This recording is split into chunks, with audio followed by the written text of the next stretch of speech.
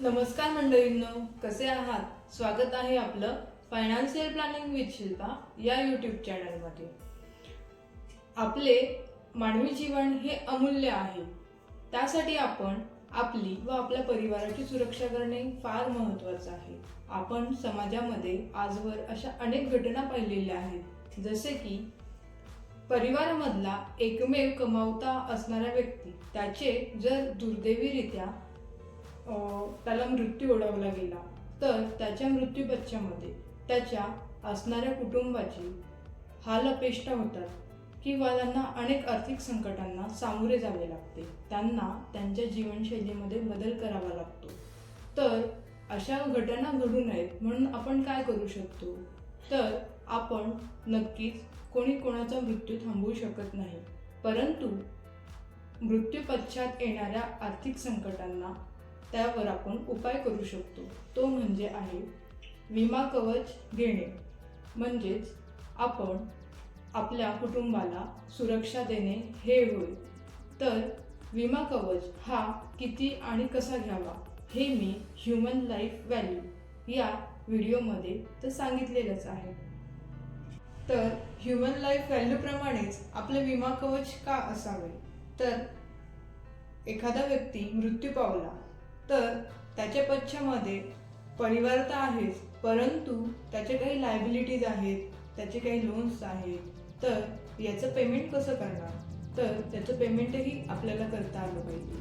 म्हणूनच आपण HLB प्रमाणे तो काढतो. यामध्ये इन्फ्लेशन रेट हा देखील लक्षात घेऊन जर आपण विमा कवच जर घेतला तर आपण आपल्या परिवाराला एक शांततेचं जीवन देऊ शकतो.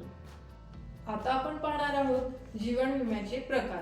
त्यामध्ये पहिला आहे term life insurance. Term life insurance हा नावाप्रमाणेच आहे, तो विशिष्ट टर्मपर्यंत मर्यादित असतो. तर टर्म लाईफ इन्शुरन्समध्ये प्रीमियम हा वयानुसार आकारला जातो.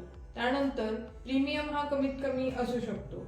तसेच याआधी टर्म लाईफ इन्शुरन्समध्ये नॉन रिफंडेबल म्हणून प्लॅन असायचे, परंतु आता रिफंडेबल प्लॅन ही असतात किंवा त्यामध्ये आपण भरलेले हफ्ते जसेच्या तसे जर एखाद्या व्यक्ती मृत्यू पावला नाही तरीही त्याच्या परिवाराला ते दिले जातात. यानंतर आहे एंडोमेंट पॉलिसी.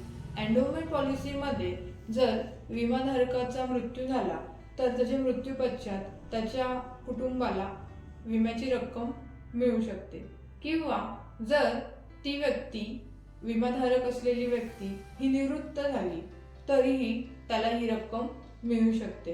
एंडोमेंट पॉलिसीमध्ये जर ती पॉलिसी पूर्णही करू शकतो आपण, मध्येच किंवा मध्येच सरेंडरही करू शकतो. विमाधारकाने किती पैसे भरलेले आहेत यानुसार त्याला सरेंडर करताना रक्कम मिळते. आता आहे whole life insurance. Whole life insurance या पॉलिसीमध्ये विम्याची तारीख ही निश्चित नसते, परंतु त्याचे जे काही नॉमिनी असतील तर विमाधारकाच्या मृत्यूपश्चात नॉमिनीला ती जी काही रक्कम असेल विम्याची ती मिळून जाते. परंतु विमाधारक हा जिवंत असताना त्याला कोणत्याही प्रकारची पॉलिसीची रक्कम मिळू शकत नाही. आता आहे मनी बॅक प्लॅन पॉलिसी. या पॉलिसीमध्ये एक विशिष्ट ठराविक कालावधी असतो, म्हणजेच वेटिंग पिरियड दिलेला असतो. त्या वेटिंग पिरियड नंतर जी काही निश्चित केलेली रक्कम असते त्यानुसार विमाधारकास ती रक्कम मिळू शकते. त्यानंतर जर विमा पॉलिसी चालू असताना विमाधारक याचे जर निधन झाले तर त्याची जी काही नॉमिनी आहे त्याला ती सम ॲश्युअर्डची रक्कम मिळते. मनी बॅक पॉलिसी ही ज्यांना विमा कवच सोबत बचतही करायची असे आहे त्यांना ही उत्तम आहे. आता आहे युलिप पॉलिसी म्हणजेच युनिट लिंक इन्शुरन्स प्लॅन.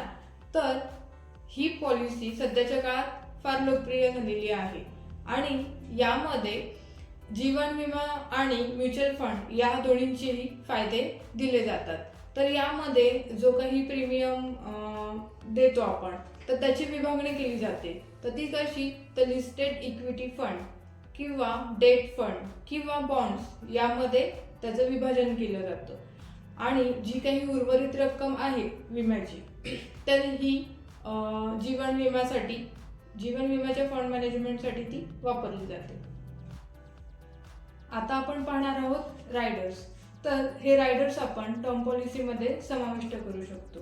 ते कसे आणि काय वर्क करतात हे पाहूयात. तर रायडर्स हे अशा काही घटना घडतात पहा की ज्यामध्ये काही निधन तर काही होत नाही, परंतु त्या व्यक्तीला कायमस्वरूपी अपंगत्व येतं किंवा कोणताही अपघात झाला नाही, परंतु एखाद्या व्यक्तीला गंभीर आजारही होऊ शकतात. तर अशा वेळेस हे रायडर्स युजफुल ठरतात. आता आपण पाहणार आहोत रायडर्सचे प्रकार. त्यामध्ये पहिला आहे ॲक्सिडेंटल रायडर. यामध्ये जर एखाद्या विमाधारकाची अपघातीरित्या जर त्याला तो मृत्यू पावला तर त्याच्या परिवाराला अधिकची जी निश्चित केलेली रक्कम आहे ती मिळते. त्यानंतर आहे पार्शियल और परमनंट डिसॅबिलिटी रायडर. तर यामध्ये एखाद्याचा अपघात झाला आणि त्या विमाधारकाला काही आंशिकरित्या किंवा कायमचंच जर अपंगत्व आलं तर यामध्ये जी काही अधिकची निश्चित केलेली रक्कम आहे ती त्याला भेटते. त्यानंतर आहे क्रिटिकल इलनेस. क्रिटिकल इलनेसमध्ये जर पॉलिसीधारकाला गंभीर काही आजार जर झाला तर त्याच्या उपचारासाठी त्याला अधिकची निश्चित केलेली जी काही रक्कम आहे त्याला ती मिळते. यानंतर आहे वेव्हियर ऑफ प्रीमियम. म्हणजेच काय, प्रीमियम भरण्यापासून मुक्ती. ते कसं, तर एखाद्या पॉलिसीधारकाचा जर काही अपघात झाला आणि त्या अपघातामध्ये त्याला कायमस्वरूपी अपंगत्व जर आलं तर त्याचे प्रीमियम कसे भरणार, कारण त्याच्या कमाईचा जो काही सोर्स आहे तो करू शकत नाही ना. तर अशा वेळेस हा रायडर हा उपयोगी ठरतो. यानंतर आहे इन्कम बेनिफिट हा रायडर. यामध्ये जर पॉलिसीधारकाचा ज्यावेळेस मृत्यू होतो तर काही निश्चित कालावधीपर्यंत आणि निश्चित रकमेनुसार त्यांना ती दरवर्षी रक्कम मिळत जाते. तर आज मी तुम्हाला सांगितलं जीवन विमा म्हणजे काय, त्याचे महत्त्व आणि त्याचे प्रकार.